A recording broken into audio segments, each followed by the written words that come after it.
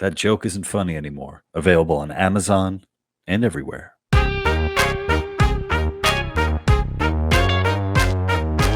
Hey guys, welcome back to the Lou Perez Podcast. I'm your host, Lou Perez, and today is a treat for me. I am joined by two of my oldest friends in comedy, buddies, collaborators, co-conspirators. Yeah, conspirators. That's right. I am with the lovely Boris Khaykin and Harry Terjanian. Thank you guys. Before we started rolling, we were. I think every time we see Harry, we compliment his hair because Harry's hair looks great. It looks fantastic. Oh. Yeah. Well, thank you, fellas. I need to confess, there's product in there. There's I use Propecia, so there is performance enhancement. You know, I had I was at a buddy's wedding a couple of months ago, and one of our friends came up to me and was like, "Yo, Lou, you ever think about doing the Propecia?" And and he was like, you know, it's like $1 a day and you're on it for life, but you get hair. And then I looked at the side effects, and the thing that freaked me out was apparently a loss of libido. Is that true? Do you find yourself not as wanting to Yeah, well, that's actually why I started. I was like, I have too many erections. I need something to. No, I'm thinking about from Michelle, from my wife. I mean, I think that would do her good if I wasn't, just always, I don't think so, but yeah, I don't think I had like a massive loss of libido. Were you losing any hair when you started on it? Yeah. I started on it in like my mid-20s, and I was on track to be one of those guys who had like no hair by the time it was 30. It was doing that thing where just while you're in the bathroom and you're just like, oh, maybe this light is harsh. This light is, and then you're just like, you see right up the middle, and then you have to have that conversation where you're like, it's funny because the light doesn't seem to affect the sides of my head. It just only affects right up the middle where I need it the most. And so I went to a doctor, and they're like, yeah, you have it, you got it. So I started taking that immediately, and it at least saved. It saved I got it early though too. It grew a little bit of it back, but it saved. I mean, I do have like a thing on the top. I don't know, but it's so funny because the camera doesn't see it. Yeah, at no point, like Boris, I've known Harry since college, and at no point did I ever, just like an outside observer, ever be like, man, I think Harry's going south. Like he needs to do something. So he got in there. I got in there early. Yeah. Wait, I told you I tried it, right? And I did not experience loss of libido. I experienced a pain in my balls.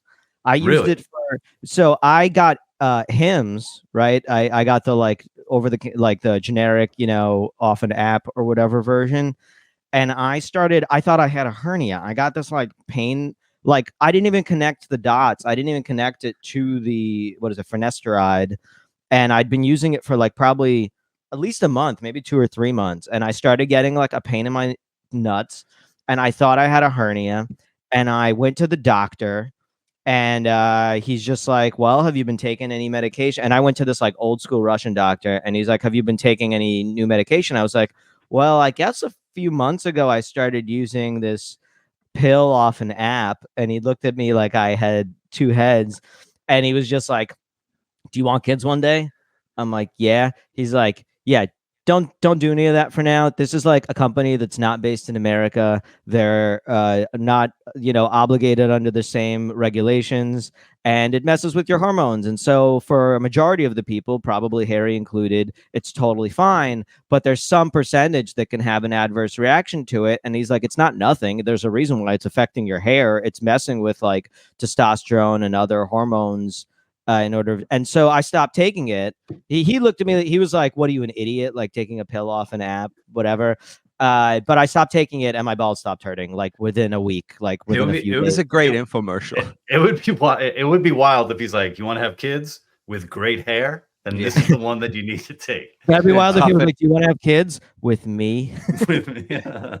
I will say I never took it off an app. I just did it straight from. You did the legit Propecia. Yeah. So I mean, maybe that has something to do with it. They're probably not. You're fucking bargain shopping for hormone therapy. Yeah. I mean, look, even Hims probably works for like, there's no way that their business model is like, we're going to make your balls hurt. Like, I'm sure for most people it's fine, but I had whatever reaction to where it felt like I had a hernia or something. I got like a pain in my They might have abs. changed the recipe now. Give it another try. The fact that it's called Hims kind of has like a street language to it. Like it's almost like is this like a ghetto version of Propecia? Like, I mean, it is. That's what it is. Hims Harry, you know. It has an upside down Nike swoosh, which is interesting because they don't have to put anything on it on the prescription bottle. Well, you know what's funny is something that I've been thinking about, and for all of you out there, both Harry and Boris, not only they do sketch comedy when we work together, but they're also awesome stand-up comics. So if you have the chance to see any of these guys live, please take it. So oftentimes when we talk, end up talking shop, where it's like, oh, I have this idea for a bit. And the thing that I want to explore is like, putting stuff online. One of the go-to like ad hominem attacks is if someone doesn't like something I put out there, they make fun of how big my forehead is, or that like my hair is receding. And it's funny because to me, like out of all the things you could make fun of me about, my hair is probably like the thing that I'm least like conscious about, because my dad's bald. He's been bald since like, God, he was like probably in his late 20s. So I always grew up with like a male bald figure who I look up to. So I'm like, yeah, if I go bald, I don't really give a fuck. And I'm just trying to think of like, I don't know, explorations of like what I could do, like talking about, I guess going baldness, or people who are afraid of going bald, and that sort of thing.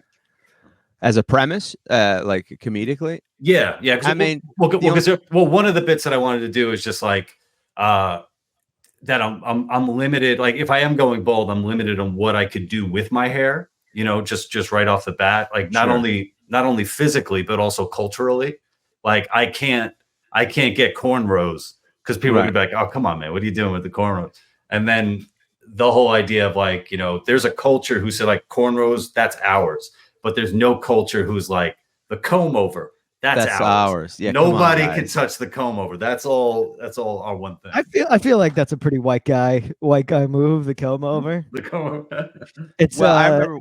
Sorry, go for it. White accountants from the 80s. Right. So culturally, who owns it? Well, they have the new comb over, which is no one does a comb over, but the new comb over is completely shaving your head bald and growing a goatee.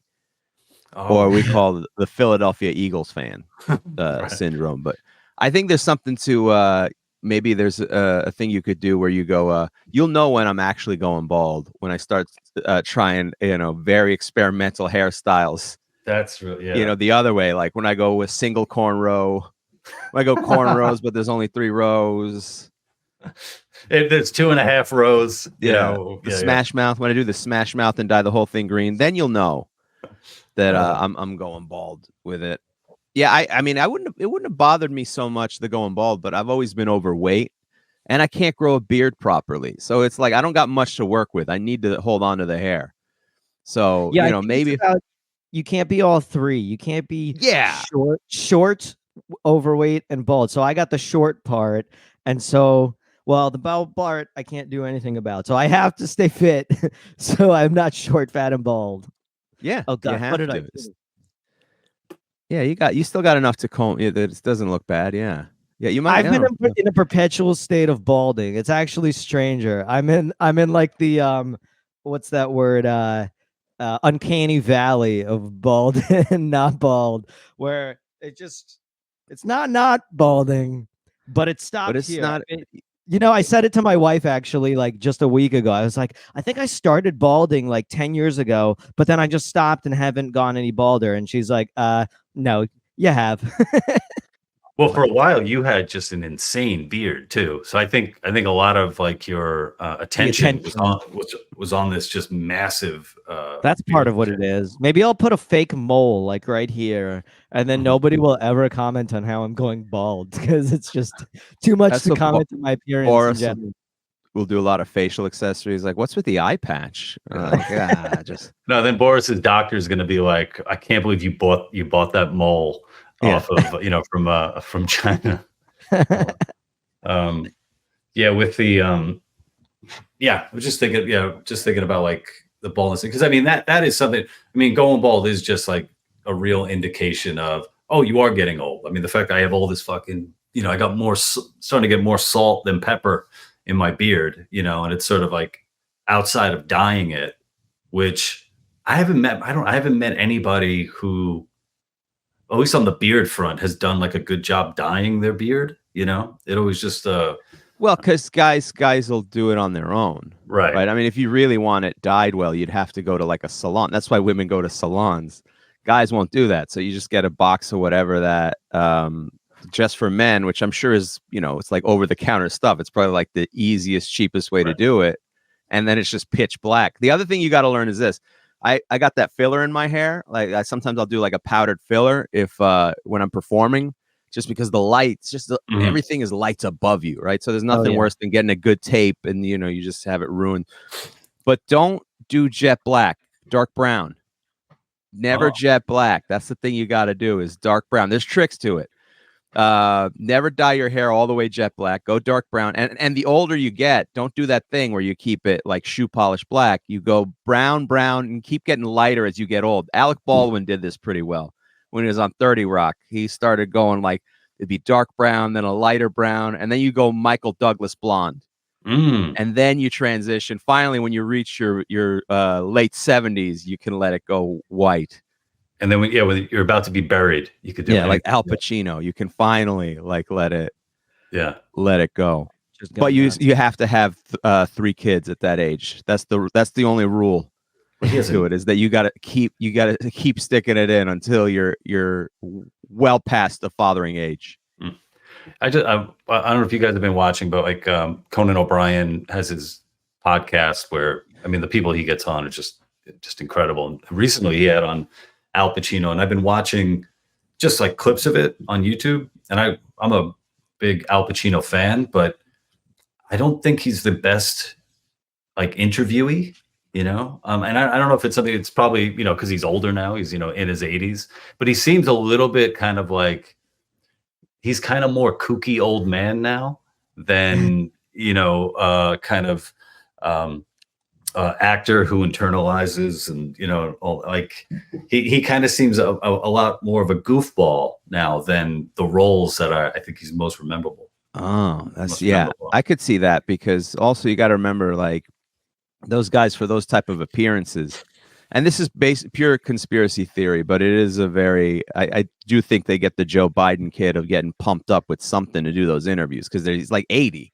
Yeah. Right. So he's got to either have, whether it's coffee or like some type of, energy thing, some type of shot. So that's probably, when he's like, hey, you got to do a full hour talking to Conan O'Brien, they pump him full of something, and then he's out of his mind. Right around his nap. Like he's got to do it right after his daytime nap, 3 p.m. wakes up, juice box and scrambled eggs. Yeah. You got him that juice box, some of those gummies. Yeah. And he's so hyper. He's bouncing around like a toddler. See, you guys know that better because you got kids. I don't understand that world. Yeah, man. Boris, if you mind me revealing, you have a daughter. I got the one.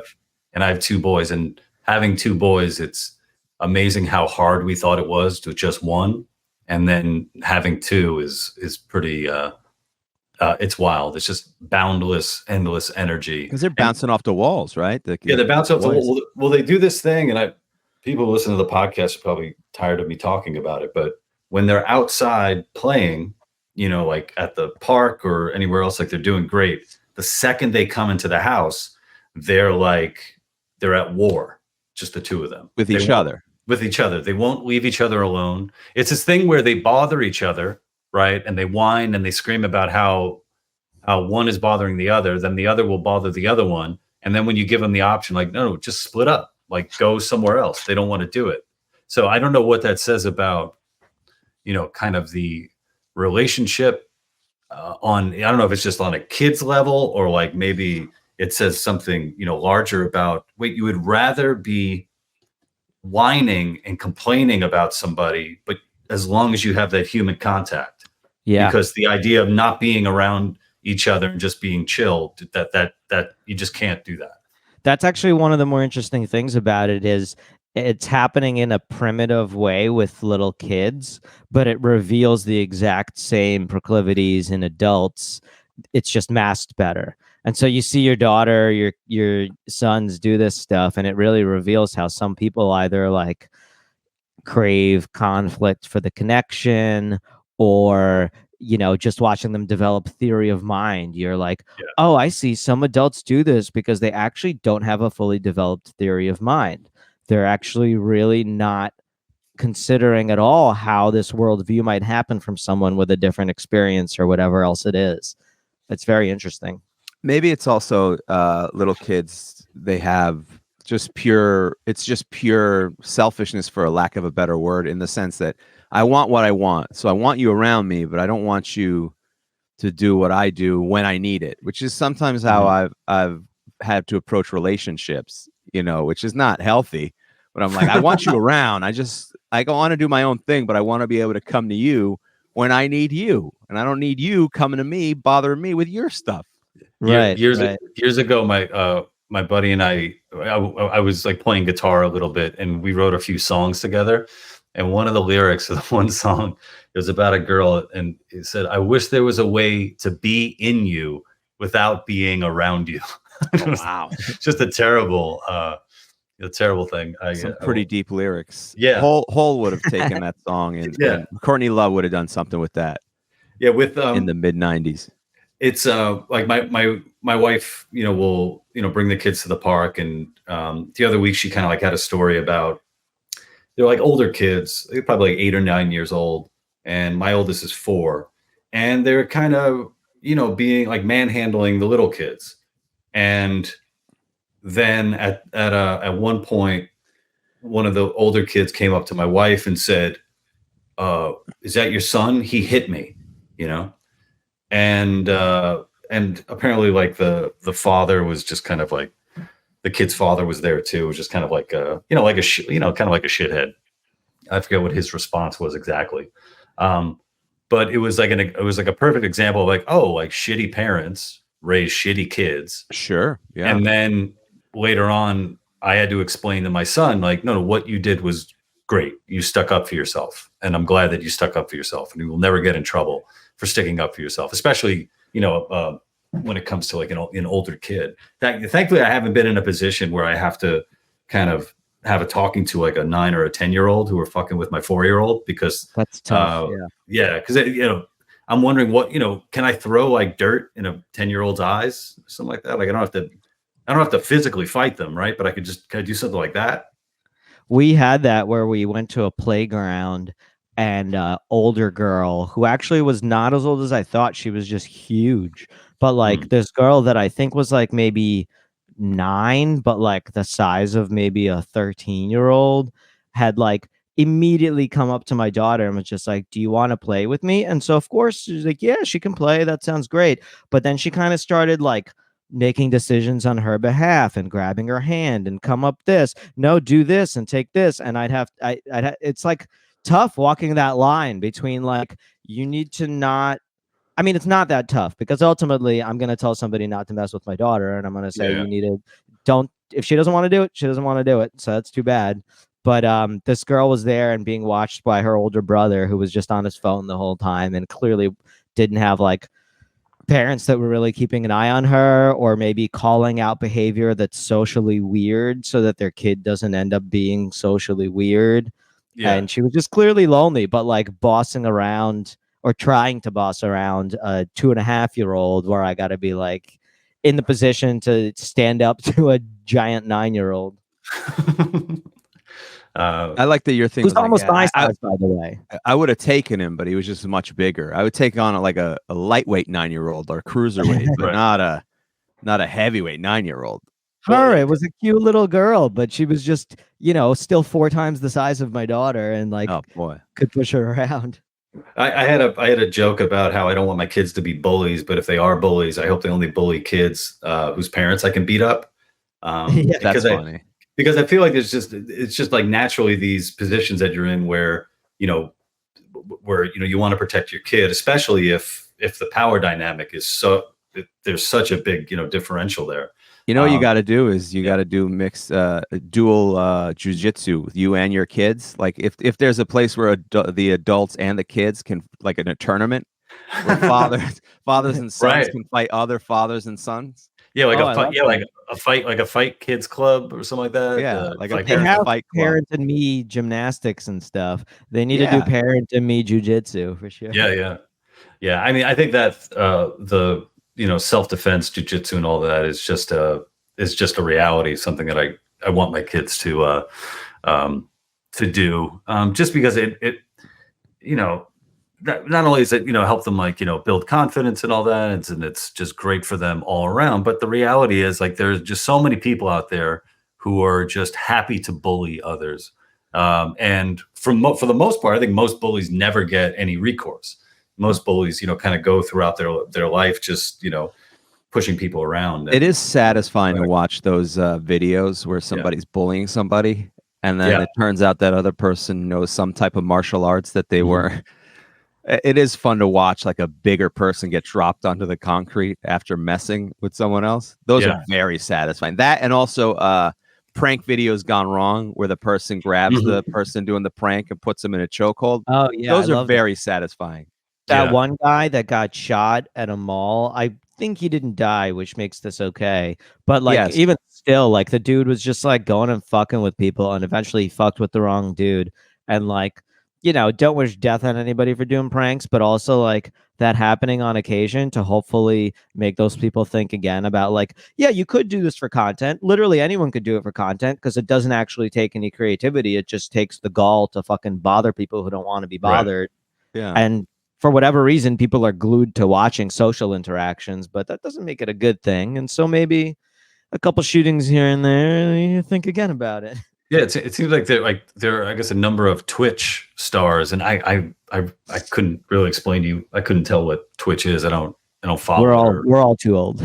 Yeah, but they come across my feed, and it's just I like prank some of them are pranks. Yeah, some of them are just what. One of them, this kid he takes a gasoline can, he fills it with water or whatever, but he starts dousing people's cars with what they think is gasoline. Bro, that's not a prank. Yeah. That's just assault. Yeah. And people who have made their entire careers, or there's that one guy, I forget, this young kid who he walks around with private security, big, probably 6'6", black security guards. And he goes over and gets into people's faces, and it's how is that? Again, how is that not a prank? No, no, that's a crime. Yeah, those are crime. It's just weird thought. I'm gonna slap your wife. That's a prank. It's a prank. You just got slapped. There's a camera right there. It's okay. There's a camera right there. I just slapped your wife. Yeah. I just hit you over the head with this piece of lumber. Yeah, the police show up mid-bank robbery. Hold on. We got cameras. It's there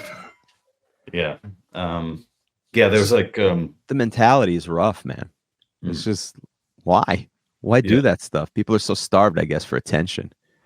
Well, I also just look at it and I'm the man on the street prank stuff is I've never been necessarily really comfortable with it. I've done, I guess, some stuff, here and there, but there's some people who are really great at it, were able to keep a straight face. The guys from Impractical Jokers they're, phenomenal. And obviously they're not doing what the Twitch guys are doing. They're actually, doing pranks where they're the butt of the jokes. And what's the line again?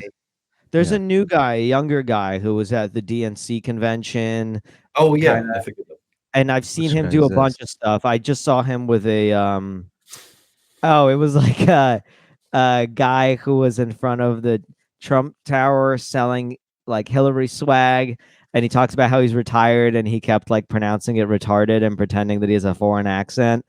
And it's extra funny because that guy went with it for a long time and then eventually figured out that he was not really from Scandinavia or whatever, and just calling him retarded. And somebody, him just getting mad about it is very funny. But that guy is the same guy that did the DNC one, and he's very good at it. And it feels like what I like about him, I should look up his name. But what I like about him is that it doesn't feel like he's taking on it doesn't feel like he's purposely selecting like really stupid people, which is what I think often happens with some of those Daily Show pieces, is like you're literally finding people at a Trump rally who are borderline like, have like a clinical IQ level to where it's just it's a little cruel sometimes. Like you could find people who are like that at any political rally for sure. And then also, they're just pushing their view over the actual jokes, Yeah, I did years ago at the DNC. The bit was basically everyone at the DNC is against the Citizens United Supreme Court case or ruling, but nobody knows what it is. And it was one of these things where we're filming people, and I got to say, for the most part, I think we found one person who actually knew like what the original case was, and I think they were included in that. But even if you talk to 10 people and all 10 of those people are giving you exactly what you want for the video, it still feels like, man, we're still kind of cutting this up, in a way. And so yeah, for the most part, if I could, I stick to more scripted stuff, It's also like when it's based on the guy who's doing it being funny, it's funnier than when it's based on simply finding. And that even includes like the guy from All Gas No Brakes. Like he's pretty good at letting other people speak, but it's still based on sort of like his voice and the way he enables them. And it doesn't feel like he's being cruel, even when it's people that are kind of dumb. It feels like he's kind of like showcasing it in a tasteful way, I guess. I don't know what happened to him, but he was really blowing up there for a minute. Yeah, I think a lot of these probably a lot of these people I would know them from their videos, but I can't necessarily place the name. Billy Eichner is obviously one also. He's funny. He's got his own vibe, Oh, I used to love Billy on the Street. Yeah, Billy on the Street is great. I don't mind anyone who is just interviewing people. To me, it's that I don't mind, because you know what you're entering into. It's the thing where somebody is, coming up to you. Yeah, accosting people on the street, just walking by and making sounds or whatever, like you're from a foreign language. Those guys, or if they blow something in somebody's ear or whatever. Yeah, the weirdest one. Have you seen that one? And I kind of hate that I like it because it's not a great example of what's good. But he just comes up to people, goes English or Spanish. And then if they say English, he says it in English. The English or Spanish thing is actually just like a red herring to throw them off. And then as soon as they say one language, in whichever language, he just says, first one to move is gay. And they just both stand still. It's like a fucking grade school thing. But it's so dumb because people play along to this guy on the street. Like the funnier part is that he puts people on he like throws them off with this English or Spanish thing. And then by asking this, like, I feel like your average rational person under that situation would be like, no, fuck off. But because of the English or Spanish thing, people who are otherwise like not going to play such a dumb game, like it's literally like a middle school thing to do, are somehow now like playing along and frozen still and having like a face off with this guy over totally, arbitrary and dumb stakes. You know what's sad now is anytime somebody comes up to me and it's a weird interaction, I'm immediately like, all right, is this a TikTok thing or not? Yeah, where's the camera? I don't want to be part of your stupid TikTok thing. Yeah. I don't want to participate in your dumb TikTok prank. And then you look at like, I guess, masters of prank, like kind of prank formats would be like Nathan Felder, Nathan For You. Where somehow that I love. It's so high concept. Yeah. And it's like, how the fuck do you craft this entire narrative and you're obviously finding stuff. Like there's the one where, the first example that just comes to mind is they're doing like the fake dating show, like kind of the equivalent of like The Bachelor, and the guy that they cast to host it, somehow they're having a conversation and it comes out that where he questions the Holocaust, the numbers. And it's like and it's like, wait, did he do that himself, or they put him in a corner? Like, because Nathan Fielder will do a thing where he'll like, he'll give you questions or directions that lead you into a corner. I don't know how. I forget how it came up, but it was they're having this conversation. Obviously, it's supposed to be like kind of an off-camera thing in between whatever setups or whatever, and then Nathan goes down that path with him, and just finding stuff like that. I think it's just that's such a, I don't know, just a very different kind of mind. He lost me too, to be honest, not to make it all about that, but I loved Nathan For You. And then once it got to, I think it was the rehearsal, like I watched the first couple, I kind of enjoyed it, but then similarly, like towards like the end of it, it started to feel like he was exploiting people that were kind of not the brightest people in a way that like just wasn't. Yeah, that's less fun. That's less fun. It's interesting because I try to draw the line of where I like pranks. I love Jackass. Those things make me laugh hysterically, but I try to think like how much are they Borat, I mean, Borat I love watching that. It makes me tremendously uncomfortable. And I guess that's how good it is. But again, with Borat, people are sort of volunteering. The Jackass one that still makes me laugh to this day was when the dude was riding, he has like a baby seat on the bike. And he puts like a doll on the bike, and he's just doing like tricks off the curb and just smashes that baby seat against the ground with a baby on it, and then keeps rolling away. And people don't know. Like, I guess that's cruel, but at least it doesn't involve them directly. I don't know. It makes me laugh hysterically. The three comedies that I've laughed the hardest in my life. I think Jackass is probably, like all the Jackasses, is probably number one. The movies in particular. Sure, and then it was like Bad Grandpa too was very funny. Yeah, I didn't see. I only saw the clips. It's good. Yeah. I got to rewatch that. Yeah. It was Jackass, Borat, and Impractical Jokers, where I'm like laughing, tears in my eyes, stomach hurting. And it's like that's the unscripted stuff. Jackass 3, the greatest moment of my laughter as just not doing comedy, but the hardest I've laughed is I took some edibles, and I'm rarely an edibles guy, but I took edibles and watched Jackass 3. And just that thing that takes over your body when you start giggling, and then you're giggling at the fact that you're giggling, and then you're giggling at the fact that you can't stop yourself from giggling. You know how it layers upon layers, like and just the notion that Johnny Knoxville, at one point, he takes a jet ski, flies it off a ramp, and lands it into the grass. There is no water. It's not like he missed the water. And, there's a clip where you see his face and it's shock, and he lands and he hits his chest. And I just started laughing at the idea of like, well, what did he think was going to happen? There's nothing else that could happen. And it's a dumb little thought, but it just echoes and bounces around that. It was the greatest experience of my life to this day. Yeah. Well, what do you, so outside of those, do you guys have like a comedy where you've laughed the hardest? Because I think it might be for me, Blades of Glory. You guys ever seen Blades of Glory? Oh yeah, I just watched that a couple months ago. That was pretty good. I've seen it. I remember I saw it. I was on a flight back from Prague. This is fucking like so long ago. And I was watching it, and I was laughing out loud so much that I was obviously ruining. I might as well have been a crying baby, and how annoying I was laughing, because I was definitely ruining the flight for everybody. And then thinking that, maybe it was just a fluke. I watched it at my apartment like months later, and it was the same. Still laughing. I gotta rewatch it, but the part where he's sliding down and he's on like a jet line or a zip line, and he's clearly bumping into people with his legs, like he's hitting people. That made me laugh so hard.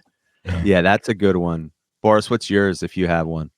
I think the most recent that I can remember that I really enjoyed, this not a prank one, was Unbearable Weight of Massive Talent. Did you guys watch that? Which one is this one? It's Nicolas Cage. Oh, yes. And Pedro Pascal. I watched that. My girl was watching that. Yeah, it's funny. It's good. It's pretty good. It's pretty good. It's just insane. I loved it though. Yeah. Insane things that are happening with him. For me, I'm trying to think of the hardest I remember laughing when I was a kid was I went to see South Park Bigger, Longer, and Uncut, the movie. Oh, yeah. And they have an opening montage. I guess it's not a spoiler at this point, but when Terrence and Phillips start doing that musical, where they just start cursing, it just caught me so off guard that they did a musical number talking about calling people uncle fuckers. Oh, yeah. And then it went on and on and on. South Park makes me laugh a lot. I mean, they did a Japanese toilet episode, and there's a song that they just play like when the Japanese toilet comes up that is just like this very beautiful melodic song for a toilet, and it's a life-altering experience, and it makes me giggle every time. Yeah. Every time. Well, Harry, something I want to talk to you about. So, Sure. Harry did a Skankfest. For those of you who are familiar, aren't familiar, or need a refreshing, Skankfest is a comedy festival put on by Legion of Skanks, which is Louis J. Gomez, Dave Smith. Who am I missing? Big J. Okerson. Big J. Okerson. Yeah, and it's put up by Rebecca Trent and Christine Evans. Oh, beautiful. Are the people who piece it together. Yeah, with Gas Digital. Nice. And how was it, and where was it? And let us know. So it was, for me, the best comedy experience I've ever had. It was unique for me. It was in Las Vegas. It was in old Las Vegas, downtown Vegas. It's some facility that they had that they just do concerts. This is like a perfect entertainment facility. And they just do concerts and movie theaters. So they rented out the whole thing. So there's like, in one complex, you have 7 different theaters. And as a comedian, you're bouncing back and forth through a couple things. I did a bunch of stand-up shows. I got to host one, which was fun. And then also I was there to do play-by-play commentary for the Skank fights. They have a ring that they set up, and they do, this year they did a comedians Brazilian Jiu-Jitsu tournament. Nice. Who won? Audience Brazilian Jiu-Jitsu. Who did win? I forget the comedian's name. I don't know him. I think he's from Texas. Because there's a few. Because here's the thing, there's probably like a good amount of comedians out there who are like, brown belts or above. Oh yeah, and jiu-jitsu. So it's like, you can go in like, just started. Oh, who am I going to go up against? And you're going up against like a fucking, a Renzo Gracie black belt. Well, the beauty of the comedians jiu-jitsu tournament, it wasn't too bad. Like, I was worried about that. Like, are people going to get hurt? It wasn't too bad. It was, and also it's jiu-jitsu, so it's grappling. So there's no it's not MMA. So there's no hammer fisting or whatever. But Mike Feeney was there. That I didn't know. People I didn't know did jiu-jitsu, and I was like, oh, okay, cool. And then, of course, there was like a sock fight, which was great. There were sock fights, which the goal is to, and it was a lot more entertaining than it was actually the most entertaining part was these sock fights, because you have to take both of the socks off your opponent. So you have to take them down. So it was like a wrestling match where you got to get your opponent down and you got to rip off one of their socks. And, it's like best 2 out of 3, basically.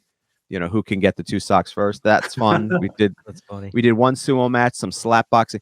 But the piece de resistance was the ass slapping contest, which they did, which I got to be a judge as well for. How did that work? You trying to knock someone out through the ass? Well, it's like the face slapping contest, right? And so basically, in theory, you'd go until the person taps out or stops, but we only did like 5 each, and then the judges look at it and decide based on, I guess, impact and how much damage it caused. I hope they had like a slow-mo cam. I wish maybe for next year. We did have co-ed? Is it a co-ed one, or is it? Luckily this year it was just women for me. Oh, okay. I still would have done my job as a journalist had it been all men, but it was much more enjoyable for me that it was women. And it's a very complicated scoring system. You got to go not just impact but damage. Some women are working with more surface area than others, right? And that was fun, and I judged that. But the best part of that was, after, my girl's from Los Angeles, so that'd be funny if there was a trans women controversy, like winning the ass slapping contest. We did have some trans women in the pillow fighting contest, and she was definitely winning the contest. And then she went for like a big roundhouse, and then slipped and fell. And so it was one of those great sports moments. Someone came in dressed as Hulk Hogan, and another person is like Iron Sheik or whatever. Yeah. And in like the full sort of hijab or whatever. Not hijab, the burqa.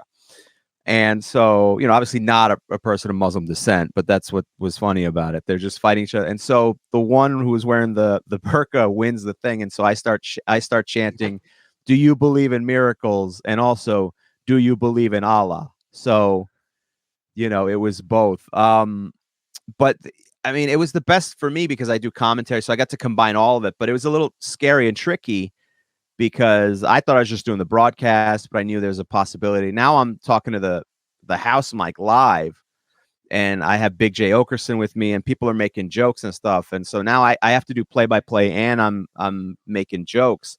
And you could get lost in that, you know what I mean? Like you could get buried in that, or if a joke bombs, it's a little rough, you know. But I'm happy with how I performed. I got a nice little compliment from Dave Attell about it. He's like, "Yeah, that was good." And so that's all you need, just Dave Attell in an elevator telling you that was good. Yeah. That was my weekend. But the best part was I went to after my girl's from Los Angeles, so we flew right to Los Angeles to see her family. And some of her cousins are asking, like, what did you guys do while you were in Vegas? And so, you know, my girl's with me the whole time. She's like, oh, yeah, he did this, he did that, and he did the ass slapping contest. And the cousin was like, wait a minute. You let him do an ass slapping contest? You had no problem with that or whatever? And she's like, no. But the weird part is I had never even considered that was an option that I had to ask her, right? Well, it wasn't an ass eating contest. Yeah, right. I wasn't involved. But I guess some guys would have to. So on the one hand, I'm kind of like, yeah, you know, that's how I roll. I'm pretty cool. Me and my girl, we got that kind of relationship. But on the other hand, the other part of me is like, what kind of life have I brought this girl into, where she is just now so casually talking about the ass slapping contest like it was a trip to the opera, you know, like, oh, you've never been to the ass slapping contest? Well, you must go. Like, oh man. Really, how are our boys doing this year? How are our buns doing? They got a good chance. But it was a great Festival. festival. Any of those available online? Like, do they? It streams now on right now. Mint Comedy is the streaming partner that they partner up with. Cool. Think for the next couple of months, it's exclusive to Mint Comedy, and then I think at the beginning of the year it goes over to Gas Digital. So if you're a Gas Digital subscriber, you could access it then. Plus, you get if you do subscribe. Or for that event, I think it's $75, but you get access to a ton of shows that they filmed, like a lot of content, a lot of comedy shows, a lot of unique shows. I think Louis J. Gomez does something called Coke Magic, which is like he just does magic. He makes cocaine disappear. I don't know why he called it Coke Magic. I think it's just like you'd have to be high to. I don't know. He just like if for Louis J. Gomez, it's like whatever he enjoys doing. And that's the beauty of it. This was like summer camp for comedians. It was less about doing the shows. I mean, the shows were great. The audience are great. They're great comedy audiences. But it's just getting to hang with people, comedians that you don't get to see. And it's all on one property. It was really great. I regret not going to the strip club. I wanted to. I'm not a strip club guy, but just to hang. But it never ended up happening. They were just so tired. There's something real. There's something about comedy, too, where it's possible to meet people you grew up watching or to like perform them, like the way that you said, you know, Dave Attell, gives you a compliment, and something like that just goes so far. You know, as somebody, you know, the guy you grew up, you know, watching on Comedy Central or seeing live, you know. Yeah, that's the beauty of comedy is that the career span is so much longer that you do get to play with like Babe Ruth or whoever. So like Dave Attell would be like a Babe Ruth type of figure. Yeah. And I've gotten to be on with Dave Attell like a couple times in my career. Like, you know, every couple of years I get to be lucky enough to be on the same show with him and just watch him. Like that part is pretty cool. You get to experience that, like being around. Plus, comedians just hanging out with other comedians is always great. Similarly, Lou, you've been doing that stuff with Schneider. Yeah. I've opened for Rob Schneider as of this recording 3 times. So I opened for him in Atlantic City and 2 times in Florida, in St. Petersburg and Fort Pierce, Florida, and they've been great. And he's funny too, man. He's really a funny dude. He's really funny, yeah. And it's wild too because he, you know, he has such a huge career in you know, in film, in movies. So you know, he has fans that grew up watching, like, say, like his movies that could be, you know, they're not R-rated, you know, they're like, you know, PG-13. And then they come and see him live. And this dude is, you know, it's like, you know, he's got dirty shit and all that he's doing. So it's fun. It's funny to, you know, to imagine, you know, what's going on in that person's head where they're like, oh, I grew up watching you and, you know, in Deuce Bigelow, and here you are talking about you know, doing political comedy and all that. Right. But yeah, he's always a great stand-up too. Yeah. And it's been he's been just, you know, just incredibly like generous, and it's been a blast. So I'm hoping to work with him on more stuff.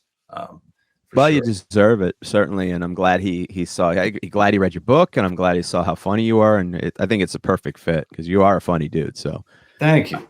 Yeah, I like that. You know, it's weird. I don't know if Boris, if you remember Bob Saget. You know, Lou. You're talking about comedians who are much different than their person. Nobody, I think, symbolized that more than Bob Saget, because Bob Saget started out as and continued till the day he passed as a very dirty comedian, like a really, really dirty comedian. But he ended up on somehow as the dad on Full House, and then through that, the host of America's Funniest Home Videos, and was like, you know, super clean cut, like just everything about it. I mean, he didn't even have stubble on it, like beard stubble, like, you know what I mean? Just clean cut. And then it must have been horrifying for all these house moms and grandmas that go, oh, we're going to go see Bob Saget from America's Funniest Home Videos.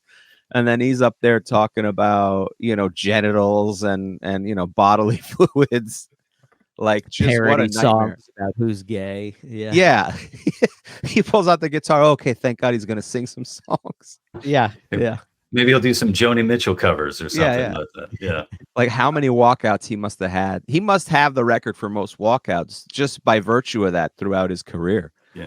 I know you think like eventually people would catch on, but probably not. There's probably still people just because he was so big from doing that stuff. Because I remember I saw him. I don't remember where it was. It was like a theater in the Round in like Long Island or something when I was like 20 before I ever did comedy, and there was traffic. Like his show created like serious standstill traffic. It was that huge. Yeah, I will give those people, I at least cut some slack to those people because it was the 90s and, you know, you didn't have access. Like you didn't know until you got there. But if you go to a show now and you walk out because the comedian is too dirty, that's on you at this point. Like do your research before you go and see who you're seeing. Your hard-earned money. Right. It's like people who get like, oh, I didn't expect this. This is terrible. Like, do your research if you're going to pay money to see a headliner, for God's sakes. Like, I understand if you go to a comedy club where it's a showcase, but. So recently, you know, having like written the book about comedy and written like articles and stuff about comedy, like people will hit me up either like they're working on an article and they want a quote from a comedian to comment on something, or they want me to, you know, write something whole cloth. And a magazine reached out to me to maybe write a piece about the latest like Tony Hinchcliffe controversy. Sure. And it just what's going on this week. There's just I wouldn't be able to like turn it around. But it's sort of like that is sort of an example of like because you do comedy, you need to have like an opinion about everything that's happening in comedy. Or you have like a very strong opinion on it. And sure. Honestly, I didn't watch the whole Tony Hinchcliffe set. I think I only heard the Puerto Rican joke, which I didn't think was funny anyway. I didn't think it was very funny. And I think I'm not alone where I thought it was a weird act to book. You know, it was a strange decision for sure. You know, this close to the election to have, you know, basically an insult roast comic come out and do, you know, and do his thing. But yeah, would you guys have, you know, thoughts on the Hinchcliffe you know, thing? It's funny. I haven't watched the whole thing either. So I think there's probably some jokes in there that maybe did better than the ones we saw go viral that did not do well. I saw the Daily Show already covered it, and it's funny. I texted my buddy this joke, and Jon Stewart said the same thing, where just basically the fact that they let him do his thing, unlike Kamala, who had Beyonce come on and not sing. So that part was funny to me. But like otherwise, yeah, it's strange to do it in general. I didn't watch the whole thing, so I don't want to be closed off to the idea that maybe there was stuff in there that did hit. But the stuff that people are upset about, to me, the reason why it didn't work to me is, you know, as a roast, particularly if you're a roast comic, and I know he can be good. I've seen him do good roast jokes.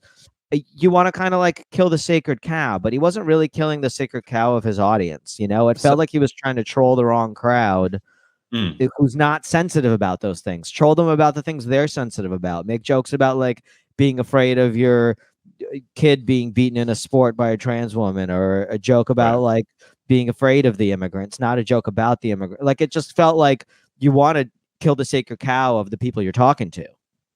Well, I did end up watching the whole thing just by coincidence this morning for the first time. And for the most part, yeah, it's just roast jokes. And I think the thing with the Puerto Rican joke, for sure, it was easy or whatever. It's going to work in front of that crowd. It was, I think people didn't understand is the other problem, that he's coming out there to do roast jokes. Because, I mean, they did say that he's a comedian and he does roasts and this and that, but I think it's weird because everyone else is delivering regular speeches. But he did have a lot of jokes that did work, that were funny. If you watch the thing overall, you know, I'm not a Trump supporter, and so you could talk about the morality of showing up to that rally to support it, blah, blah, blah. But as far as what he did as a performer, I mean, there were jokes and he was roasting a bunch of different things. And a lot of the jokes did work. They did lean, he didn't go after them, which is obviously, you said a lot of them did work. Oh yeah. A lot of them did work, and they were funny. Yeah. And so, but it is interesting to do a roast where you're only going after the other people who aren't there, which is not really a roast. You know, the roast is supposed, but it's just kind of a weird booking. But I get what he was trying to do. He was just trying to do jokes, and a lot of them worked. A lot of them were pretty funny. But then he would also make like serious statements in between to be like, listen, I'm supporting, you know. Oh, really? Yeah. Like I'm from California and San Francisco. Like these little, I mean, you know how you normally do a straight setup to do a joke. You know, he's great. I tell you, he's great. You know, nice guy. And then you hit him with the no respect or whatever. The way Don Rickles was in it. Or... Yeah, exactly. But you know, this stuff, he's like, yeah, San Francisco was once a great city, and then he would just not do anything about that, and then go into a joke about something else, you know. So he was funny. I get he's trying to do roasts, and a lot of people are upset just because, but it matters in the political sense. So I get sort of why people are upset, because on the one hand, I want to be like, it's just jokes, but it is a political rally. So it is, I guess it's fair game to go, hey, these jokes are inappropriate for a political election. To book him, that's sort of inappropriate. The one where I'd even agree, I saw AOC posted about it, and like she mentioned that she'd been to a Kill Tony show, which was kind of funny, and that she's like, I'm not bothered by it. I'm from the Bronx. I've been to a Kill Tony show, but just a matter of, you know, the jokes have to. Well, they have to be funny. Ultimately, it's so hard to do that because it's like it's justifying it after the fact, and it's got to be good. But and I think too, you know, I think we're also like, you know, it's great. Like Harry, you're able to. You don't have to support Trump to look at the work on its own merit and be like, okay, this worked, this didn't work. But the reality is, a lot of people just aren't like that. Like a lot of people, if they hear it, like, you know, there are people out there who are Puerto Rican, right, who don't give a fuck about the joke, right? But then there are other people who are Puerto Rican who will be like, why the fuck are you making jokes about at the expense of Puerto Ricans at this Republican gathering? I'm upset by that. But I do understand that portion of it in the sense that if you only see that one joke and you don't see that he was doing like 10 minutes of jokes, it seems like a shitty statement. But also from their perspective, they've had shitty statements that have been made about that. So the only caveat, normally I would be like, hey, take a joke. But I do understand because it's a political rally that they get upset. It was weird though when they brought out that that picture of Freddie Prinze and he pissed all over it. I thought I thought that was unnecessary. That was very unnecessary. Look, if you're going after Puerto Ricans, like you don't piss on a picture of Freddie. And then he dry humped the Puerto Rican flag. So I think that's where he lost a lot of people. The closer. Yeah. But I what I find funny though is like, you know, and I think this is like a cultural thing too, you know, the people who are, you know, uber offended on behalf of Puerto Ricans, you know, coming out and saying, how dare you do this? How dare you do this? And it's like, yo, like fucking go hang out in Spanish Harlem and see how Puerto Ricans talk about Mexicans and Mexicans talk about Puerto Ricans and blacks talk about it. You know, it's like, you know, culturally speaking, it's a different thing too. There are people who, you know, a big part of their culture is breaking balls and, you know, making jokes. And actually, I mean, you know, thinking about that particular joke about Puerto Rico, it probably isn't the worst joke that could be made either. Because I think I posted something like Staten Island would have been a stronger punchline. Right, totally. But if you watch the full context, the audience groans at it. Like they're not like on board with that Puerto Rico joke. And even Hinchcliffe's like, okay, we're getting there. Like, because it's a joke. It's just, to him, it was just a joke that bombed. He's not trying to actually make a statement. He's not telling you what he really thinks about Puerto Rico. Yeah. But then he's like, hey, Kamala Harris isn't good. So it's a weird, you're making your choices to live and die by making an appearance there. I probably should watch the whole thing to have like a full informed opinion on it. But part of it is also just like you want to hit every elephant in the room. And maybe part of the elephant in the room is that this particular Trump crowd is sort of used to people calling them racist.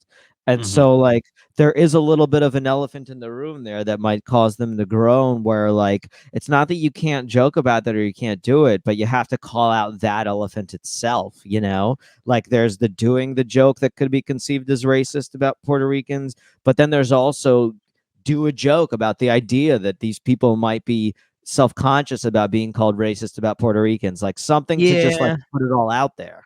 I don't think he did that. He definitely didn't hit on conservatives really much at all. Right. And that's all, the thing. Yeah. Like if you go to the DNC, you want to rip the people like the Al Smith dinner or something, like it would have probably both been a stronger set. And again, I'm speculating without watching it, and it would have been easier to call out the people that might be clipping him out of context if you were to be able to clip a set where he also makes fun of the sacred cows of the people in that crowd. Yeah, and that's when I love performing for libertarians, because I get to make fun of libertarians and do it in a way where the libertarians get it and they enjoy it. And yeah, it's like going into being able to make those jokes at the expense of the audience there and still have them laughing is a nice challenge. It shows respect for the audience, and it's almost like by talking to them and making jokes that are like meant to almost troll a Democratic audience more than a Republican audience. It's almost not respecting the audience that like they can't take it themselves and they need to be like spoon-fed stuff that he thinks that the racist will want or whatever it is that like is going on there. And I'm sort of like my default position has kind of always been like, okay, I'm going to defend the comedian telling jokes. Right. Thankfully the most fun thing that's happened to me is I guess I'm in a one-sided war with Lou Diamond Phillips. What now? What is this now? When did this happen? So Lou Diamond Phillips, he commented on the Hinchcliffe stuff. Let's see, what did he say? Let me get that. Yeah.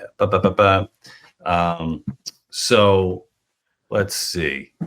Lou Diamond Phillips wrote something. Let's see. He said, wow, seriously, listen to the words. There is no translation or analysis necessary. Believe what they say. And this is the, in regards to the Puerto Rico joke.